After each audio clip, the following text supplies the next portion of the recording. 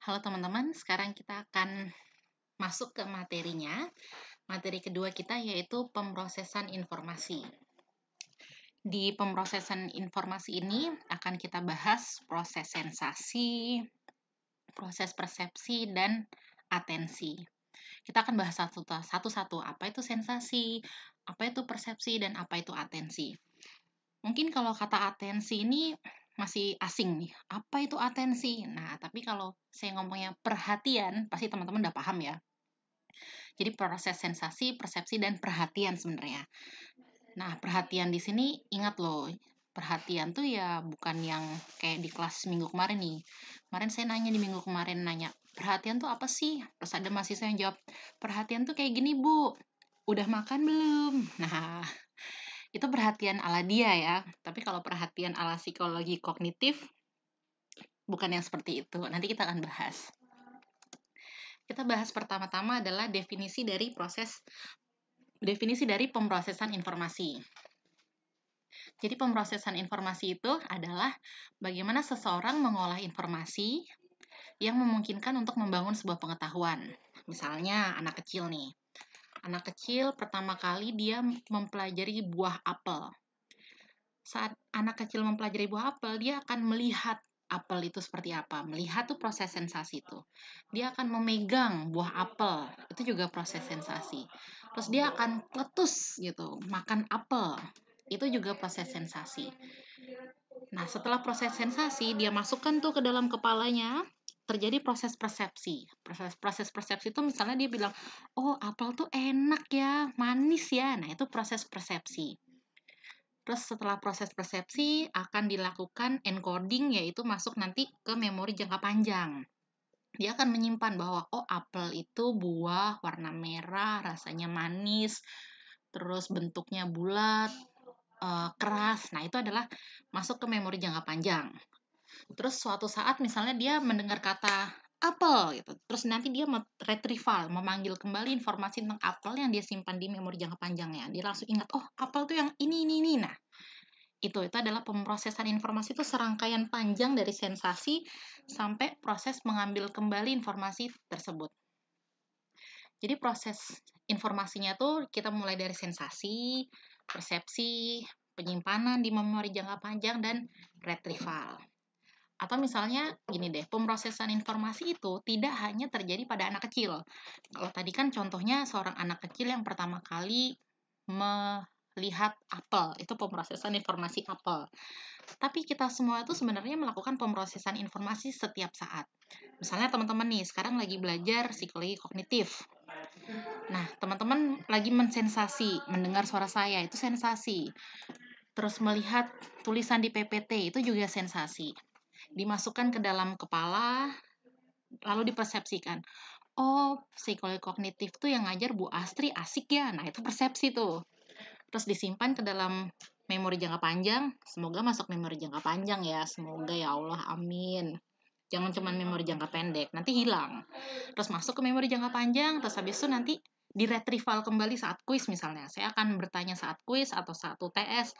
Nah, teman-teman akan mengubek-ngubek tuh ke memori jangka panjang. Apa ya definisi sensasi? Apa ya definisi persepsi? Nah, itu adalah proses pemrosesan informasi yang kita alami. Sudah paham ya sampai sini ya? Nah, kita bahas satu-satu. Dari pemrosesan informasi itu, yang pertama kali kita lakukan adalah sensasi, lalu persepsi. Kita sering dengar dua kata itu selalu bersanding, sensasi, persepsi, sensasi, persepsi. Teman-teman juga pasti udah pernah mempelajarinya di mata kuliah sebelumnya, yaitu psikologi dasar misalnya. Nah, kita akan memahami lagi masalah sensasi persepsi ini lewat video berikut ini. Perhatikan baik-baik ya. Psychology in the Fast Lane. Difficult topics explained. Information processing in the brain. Sensation and perception are complementary processes that allow us to experience the world. The terms sensation and perception are often used interchangeably, but you'll soon see that they're distinct processes. Sensation is a passive process that brings information from the outside world into the body and into the brain, while perception is an active process that involves selecting, organizing, and interpreting information that's been brought to the brain by the various senses. Sensory organs begin the process by absorbing energy from a physical stimulus in the environment. Sensory receptors then convert this energy into neural impulses that are then sent into the brain. When the brain receives the neural impulses, it organizes the information and translates it into something meaningful. This is referred to as perception. The brain has the ability to discriminate between what is important and what is irrelevant, sorting interference from relevant input. We are constantly comparing information being received with what we have already encountered. How we perceive the world is a function of our past experiences, culture, and biological makeup. Oke, sudah paham nonton video di atas? Paham dong ya. Jadi tadi kalau dari videonya kita memahami bahwa sensasi dan persepsi itu adalah dua hal yang berbeda. Sensasi itu sebenarnya proses pasif. Kenapa dibilang pasif? Karena dia hanya memasukkan informasi dari luar ke dalam diri kita. Jadi kalau kita mendengar sesuatu, itu kita sensasi. Kita melihat sesuatu, itu kita sensasi. Kita, apa lagi nih? Kita merasakan sepatu di kaki kita, itu juga proses sensasi. Intinya proses sensasi itu memasukkan segala informasi yang ada di luar tubuh kita, masuk ke dalam diri kita. Itu proses sensasi. Nah, kalau proses persepsi itu adalah proses aktif memaknakan informasi yang telah masuk ke dalam diri kita. Jadi proses kayak misalnya, oh ini info penting nih, itu proses persepsi. Oh ini informasi berharga nih, itu proses persepsi. Oh ini adalah informasi yang harus dimasukkan ke dalam hal-hal yang segera dilakukan, itu proses persepsi. Oh dia nih mantan terindah nih, nah itu juga proses persepsi. Jadi udah paham ya, sensasi dan persepsi itu hal yang berbeda. Kita melakukan sensasi dulu dengan menyerap informasi dari luar tubuh kita melalui alat-alat indera kita, penglihatan, penciuman, pendengaran, perabaan, terus apa lagi? Satu lagi, pengecapan. Kalau proses persepsi itu proses aktif memaknakan. Begitu. Sudah paham? Kita lanjut ke materi berikutnya. Jadi kalau dari teorinya, melalui alat indera lah manusia memperoleh pengetahuan dan semua kemampuan untuk berinteraksi dengan dunianya. Kita bayangkan misalnya nih ya, kita bayangkan sebuah boneka. Boneka itu kan benda mati, dia nggak bisa melakukan apa-apa misalnya. Tapi dengan ajaib misalnya boneka itu kita kasih mata. Dan mata itu benar-benar dia bisa menyerap informasi dari luarnya. Terus habis itu kita kasih telinga di bonekanya. Si boneka tuh juga bisa menyerap informasi dari telinga. Ya begitulah. Intinya adalah kayak kita sebagai manusia, kalau kita nggak punya alat indera, kita tuh nggak bisa menerima informasi dari luar tubuh kita. Tapi dengan alat indera, satu persatu, kita mendapatkan informasi. Misalnya tadi, kita melihat apel. Kita jadi tahu, oh apel tuh warnanya merah. Itu kan dari penglihatan. Terus kita menggigit apel, oh kita jadi tahu apel tuh rasanya manis. Itu kan juga dari sensasi pengecapan. Jadi dari alat indera lah manusia itu mendapatkan pengetahuan. Begitu. Oke, gambar di sini, gambarnya anak nih dia nyium bunga, dia nyium wangi bunga. Dia sedang melakukan proses sensasi, mencium wangi bunga itu proses sensasi. Gambar sebelahnya yaitu ada ibu-ibu atau mbak-mbak ini sedang meminum air lemon. Nah, itu juga proses sensasi. Begitu, itu proses sensasi ya. Nah, jadi kalau definisi lainnya adalah sensasi adalah proses menangkap stimuli atau stimulus melalui alat indera.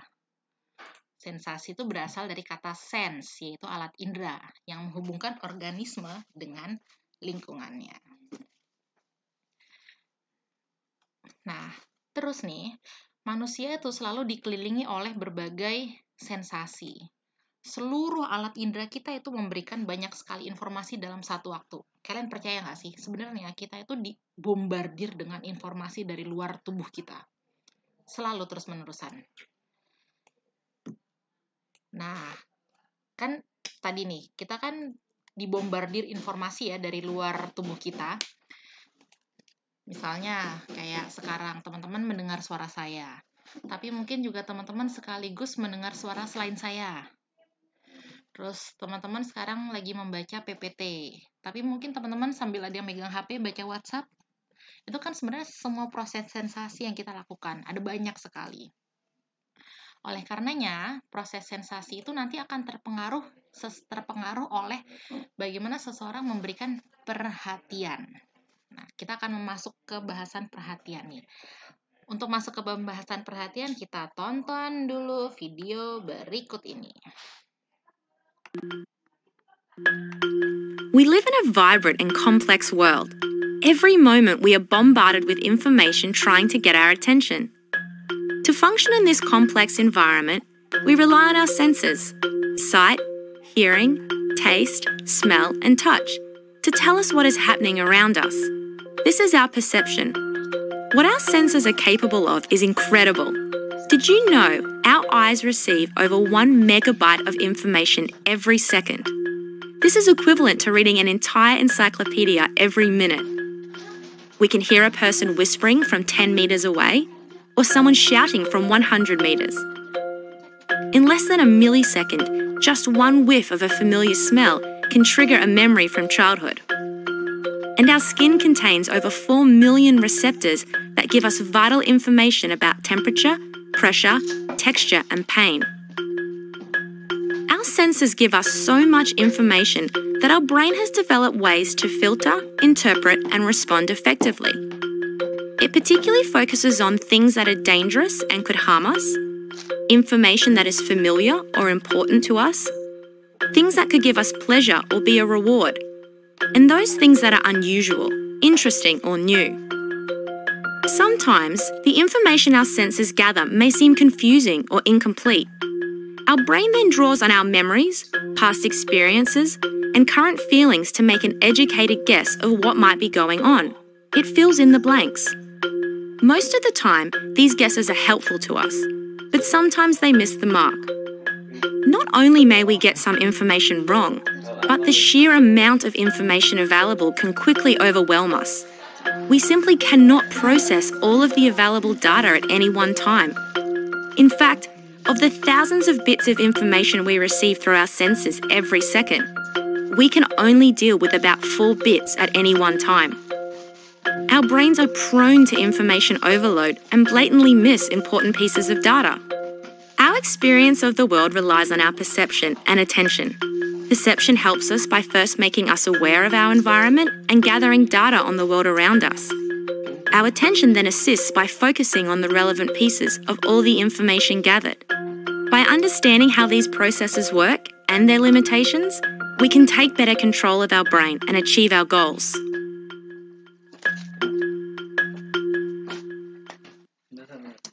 Oke, teman-teman. Nah, tadi itu kita menonton video tentang ternyata terbatasnya perhatian kita ya. Jadi kita itu kalau dari video tadi kita tuh dibombardir dengan segala informasi yang ada di sekeliling kita. Tapi alhamdulillahnya nih, ini sih untungnya otak kita tuh mempunyai kapasitas yang terbatas dalam menerima informasi. Coba bayangin kalau enggak, kita akan pusing memasukkan informasi dalam pikiran kita. Begitu. Nah, itu proses sensasi, perhatian, lalu persepsi. Jadi apa sih itu perhatian?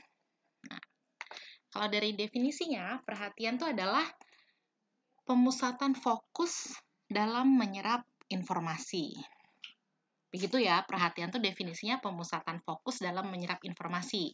Bukan udah makan belum. Nah, itu adalah bentuk perhatian yang lain. Tapi kalau perhatian itu adalah pemusatan fokus dalam menyerap informasi. Nah, faktanya nih, manusia itu hanya bisa memperhatikan sejumlah informasi yang terbatas pada satu waktu. Kita dulu sering tuh mikir bahwa kita multitasking. Hal-hal bagus kalau dilakukan secara multitasking. Tapi tuh terpatahkan dengan penelitian-penelitian terbaru bahwa manusia itu tidak efektif kalau melakukan dengan cara multitasking. Karena kita itu hanya bisa memperhatikan sejumlah informasi yang terbatas pada satu waktu. Begitu. Jadi kalau multitasking itu sebenarnya kita lagi memperhatikan satu hal, kita putus, lalu memperhatikan hal lain, kita putus, memperhatikan hal lain lagi. Nggak efektif itu. Nah, terus fakta berikutnya, kita itu melakukan perhatian selektif. Perhatian selektif itu maksudnya adalah berfokus pada informasi tertentu yang relevan dan mengabaikan informasi yang tidak relevan. Kayak tadi di video tadi, dia selektif terhadap misalnya tadi kan videonya yang waktu berdiri di pinggir jalan, manusia tuh paling maksimal hanya mampu memperhatikan 4 bit. Terus dia memperhatikan teleponnya, suara anjing menggonggong, gambar, terus akhirnya dia ketinggalan kereta, ketinggalan bis. Karena dia mengabaikan informasi yang salah tuh. Nah, siapa juga yang di sini sering kayak gitu. Jadi salah fokus lah istilahnya. Makanya perhatian tuh harus selektif. Kita harus berfokus pada informasi yang memang ingin kita perhatikan. Biar nggak salah fokus, biar nggak gagal fokus. Atau kayak kemarin waktu saya ngadain polling. Mau live IG atau live YouTube? Ada yang bilang live IG aja Bu, kalau YouTube soalnya nanti malah buka yang lain. Nah itu bener juga ya. Soalnya kalau YouTube kan kadang-kadang kita terpengaruh tuh, pengen buka-buka yang lain. Kadang-kadang soalnya masih kelihatan yang lain-lain. Begitu. Nah, karena perhatian manusia itu beda-beda kemampuannya, oleh karenanya setiap orang tuh nanti akan memiliki pemrosesan sensasi yang berbeda-beda juga. Begitu. Jadi misalnya tadi nih, semua sekarang masih mendengarkan suara saya ya. Tapi ternyata perhatiannya ada yang udah mulai beralih nih, ada yang mulai beralih megang HP jadi WhatsAppan, ada yang beralih jadi meluk-meluk guling karena ngantuk gitu. Itu udah perhatian udah beralih tuh. Oleh karenanya nanti pemahamannya terhadap psikologi kognitif yang sedang saya ajarkan ini jadi beda-beda. Karena perhatian manusia jadi beda-beda itu. Selain itu, karena pengaruh atensi, pemrosesan informasi manusia itu beda-beda juga karena dipengaruhi oleh kapasitas sensori setiap orangnya. Jadi misalnya kapasitas sensori itu maksudnya ada orang yang sensitif banget pendengarannya. Terus dia jadi suka terganggu kalau belajar di tempat ramai. Jadi lah kalau misalnya lagi dengerin suara saya di tempat ramai gitu, terus dia terganggu, akhirnya nggak paham. Nah itu karena kapasitas sensorinya berbeda-beda.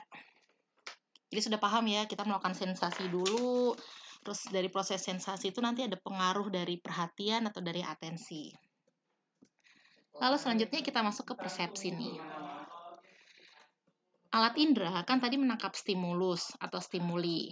Nah, stimulus itu udah kita masukkan ke dalam otak kita, diubah menjadi sinyal yang dapat dimengerti oleh otak untuk kemudian diolah. Itu adalah proses persepsi. Saat sinyal-sinyal itu, informasi-informasi itu tersebut diolah ke dalam neuron atau ke dalam otak-otak kita, disitulah terjadi proses persepsi, yaitu cara kita menginterpretasi atau mengerti pesan yang telah diproses oleh sistem indrawi kita. Misalnya proses persepsi itu, misalnya kita di sini mencium wangi bunga melati, itu kan sensasi ya. Nah, saat mencium wangi bunga melati itu, Anda menyadari wewangian tersebut misalnya sama dengan parfum yang dipakai sahabat Anda. Nah, itu proses persepsi tuh, kesadaran atau interpretasi Anda atas wewangian bunga itulah yang disebut dengan persepsi. Jadi waktu misalnya kita nyium parfum, wah wanginya kayak si dia nih. Nah, itu udah persepsi. Atau nyium bau bakso. Wah, bakso Sony nih yang kayak di Lampung, itu enak banget. Nah, itu udah proses persepsi. Atau apalagi ya, misalnya kita lagi sensasiin apa ya? Sensasiin penciuman. Kita mencium wangi-wangi tertentu lagi. Waduh, ini kayak mantan dia yang telah menyakiti hatiku. Nah, itu udah persepsi juga. Jadi begitu ya. Persepsi itu adalah proses aktif tadi. Memaknakan sensasi. Jadi, saya tekankan lagi. Jadi, persepsi adalah proses memberi makna pada sensasi. Dengan melakukan persepsi, manusia tuh memperoleh pengetahuan baru. Intinya kita tuh selalu memaknakan sesuatu. Otak kita itu adalah otak pembuat makna, atau otak kita tuh adalah mesin pembuat makna. Hal-hal di lingkungan kita netral, tapi abis itu nanti kita persepsikan, kita maknakan. Oh ini penting, oh ini nggak penting, oh ini baik, oh ini nggak baik. Itu adalah persepsi.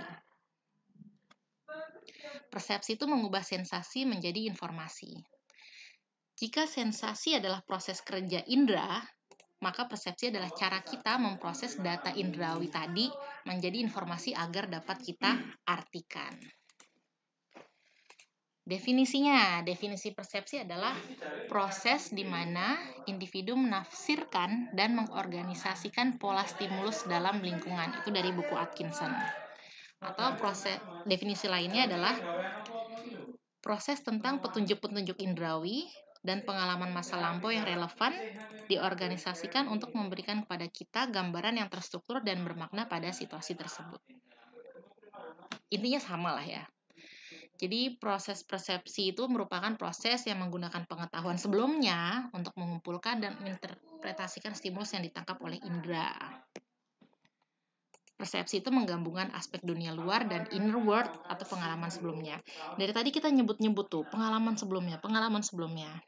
Nah, ingat video tadi bahwa saat kita memaknakan sebuah informasi, itu memang tidak lepas dari pengalaman yang pernah kita alami sebelumnya. Misalnya, waktu minggu kemarin saya nanya, apa yang terlintas saat teman-teman membaca kata mantan? Masih ingat ya, minggu kemarin saya bahas itu. Di situ saya mengetes persepsi teman-teman tentang kata mantan. Ada yang bilang mantan tuh indah. Ada yang bilang mantan tuh indah. Mungkin karena pengalaman dengan mantannya indah-indah. Ada yang bilang mantan tuh menyebalkan. Mungkin karena pengalamannya dulu dengan mantan tuh ya menyebalkan. Itu mungkin mantan yang mengkhianatinya atau macam-macam. Begitu. Jadi saat kita melakukan persepsi memang sangat-sangat amat terpengaruh oleh pengalaman sebelumnya. Nah, kita masuk nih, faktor apa aja sih yang mempengaruhi persepsi? Kenapa ya orang tuh bisa berbeda-beda saat mendapatkan stimulus objek yang sama? Kayak tadi, stimulusnya sama, cuman baca kata mantan. Tapi habis itu persepsinya beda-beda kan? Jawabannya beda-beda. Begitu. Itu karena persepsi itu dipengaruhi oleh faktor-faktor tertentu.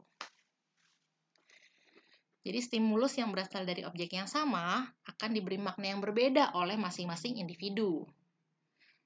Proses ini namanya disebut persepsi selektif, yaitu kita memilih makna-makna tertentu atas suatu stimulus. Ingat, persepsi itu proses aktif ya. Jadi kita tuh saat melakukan persepsi, kita secara aktif memilih makna tertentu atas stimulus yang kita terima.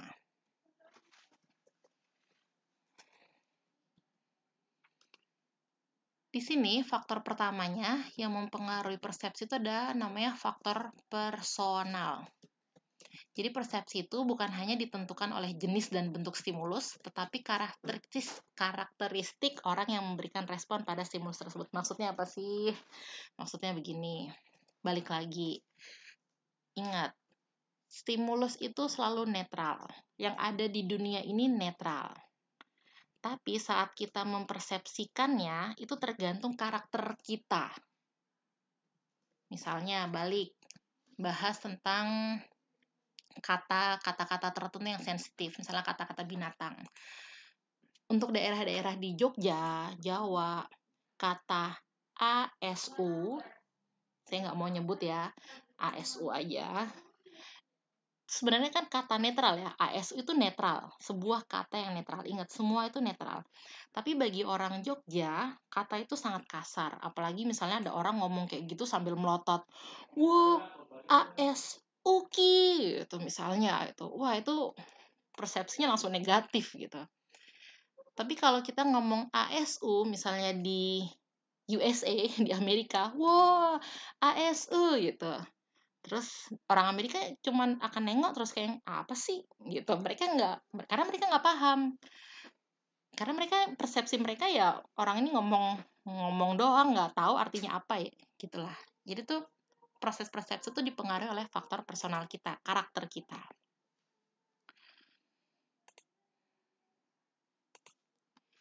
Terus ada lagi nih, persepsi itu bersifat selektif secara fungsional. Maksudnya apa? Artinya, objek-objek yang mendapat tekanan dalam persepsi individu biasanya merupakan objek-objek yang memenuhi tujuan individu tersebut. Maksudnya gini, saat kita menyerap informasi, kita tuh kan selalu punya tujuan ya. Ya kan? Ya enggak? Kita selalu punya tujuan, aku pengen ini, aku pengen itu. Nah, di situ saat kita mempersepsi sesuatu, kadang-kadang kita tuh secara selektif mempersepsikan sesuai pemenuhan tujuan kita. Jadi sampai ada istilah, kadang-kadang tuh istilahnya gini, orang hanya mendengar yang ingin didengar. Nah, itu adalah proses persepsi tuh. Kadang-kadang soalnya kita tuh udah punya pengen tujuan tertentu. Misalnya kita lagi mengalami kecemasan COVID-19 nih. Kita ngomong ke temen, aku cemas nih dengan wabah corona yang terjadi. Tapi dalam diri kita sebenarnya kita punya tujuan, yaitu pengen ditenangkan. Nah, terus teman kita ngomong panjang lebar, tapi kita mempersepsikan bahwa oh, temanku ini ngomong panjang lebar untuk menenangkan, karena kita udah punya tujuan tertentu. Begitu. Itu adalah faktor personal fungsional. Nah, sebenarnya faktor-faktor yang mempengaruhi persepsi itu ada banyak. Kayak tadi di video, ada biological makeup, ada apalagi gitu ya. Nah, ini yang dibahas di PPT kita baru satu, yaitu faktor personal. Selanjutnya nanti akan saya berikan di kuis ya. Kuisnya apa? Nanti silahkan ditonton kuisnya. Oke ya, semoga teman-teman paham dengan materi yang diberikan hari ini, yaitu kita membahas tentang pemrosesan informasi dari sensasi, perhatian, lalu persepsi. Itu serangkaian proses pemrosesan informasi yang kita alami sehari-hari. Kalau ada pertanyaan, bisa ditanyakan di forum diskusi. Sampai ketemu di pertemuan-pertemuan berikutnya.